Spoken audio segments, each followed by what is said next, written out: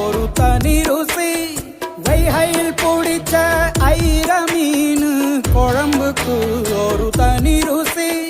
திண்டுக்கல் பிரியாணிக்கு கத்திரி தொக்கு இருக்கு தென்காசி பரோட்டாக்கு சிக்கன் கறி இருக்கு அம்மாவின் வாசம் உண்டு வேப்பம்பூ குழம்புக்கு அவதானே ஊட்டி தந்தாய நிலவுக்கு உணவிலே ஒரு உறவு இருக்குது உள்ளுக்குள்ளே ஒரு கவிதை பிறக்குது போறப்புத்தான்